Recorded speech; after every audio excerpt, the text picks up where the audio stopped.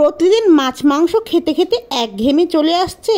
খাবারে কিছুতেই রুচি ফিরিয়ে আনতে পারছেন না। খাবারের মেনুতে ভিন্ন রকম স্বাদ আনতে চান, তাহলে আজকের রেসিপিটি আপনার জন্য। এর জন্য আমাদের প্রয়োজন 3টি মাঝারি সাইজের আলু ও একটি কাঁচকলা। বন্ধুরা, আজকে আমি আপনাদের কাঁচকলার কোপ্তা কিভাবে বানানো যায় সেই রেসিপি শেয়ার করব।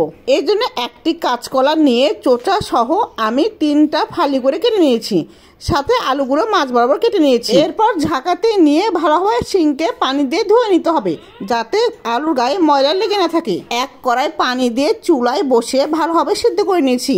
এই তো আমার সবগুলো সিদ্ধ করানো হয়ে গেছে। এবার চোচা ছিলে ফেলা। কাঁচকলার কোপ্তা শুনতে হয়তো মনে হচ্ছে খেতে বা কেমন লাগবে, কিন্তু একবার যদি এই রেসিপিটা ফলো করে বানিয়ে দেখেন, বাড়ির সবাই চেটে ফুটে খাবে। চোচা ছিঁড়ে নেওয়া হয়ে গেলে হাতের সাহায্যে ভালোভাবে ম্যাশ করে নিতে হবে।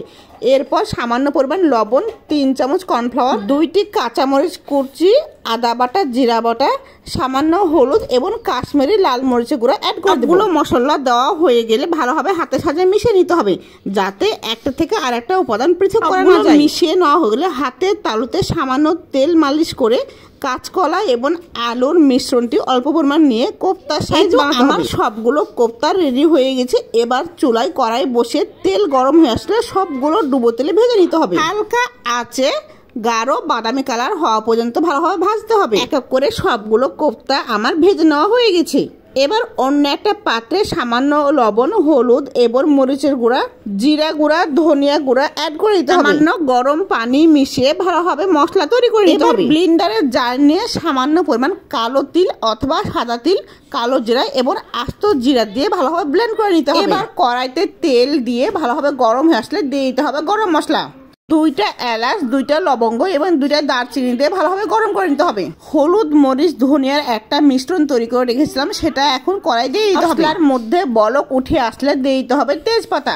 মশলা কষা হয়ে গেলে সামান্য তেল উঠে আসলে একটা আলু ম্যাশ করে রেখে দিয়েছিলাম, সেটা এখন কড়াই দিয়ে দিতে হবে। এক এক করে ব্লেন্ডারে যে মশলা করে রেখেছিলাম সেটাও দিয়ে ভালোভাবে ভেজে নিতে হবে। 2 থেকে 5 মিনিট ভালোভাবে আলুগুলো কষিয়ে নেওয়া হয়ে গেলে আগে থেকে ভেজে রাখা কোপ্তাগুলো দিয়ে দিতে হবে। মৃদু আঁচে রেখে ঢাকনা দিয়ে ঢেকে দিয়ে 5 মিনিটের মতো কষিয়ে নিতে হবে। এবার 1 কাপ মতো পানি দিয়ে ঢেকে দিয়ে 2 মিনিটের মতো অপেক্ষা করতে হবে। এখানে বেশি পানি অ্যাড করা যাবে না, যেহেতু কোপ্তা আমার আগে থেকে সিদ্ধ করে ভেজে নেওয়া রয়েছে। সামান্য ঘি এবং 1 চামচ চিনি দিয়ে ভালোভাবে ঢেকে নিতে হবে। 1 মিনিট রেখে ঢাকনা খুলেই হয়ে যাবে আমাদের কাঁচকলার কোপ্তা। বাইরে থেকে দেখে কারো বোঝার উপায় নাই এটা কাঁচকলার কোপ্তা।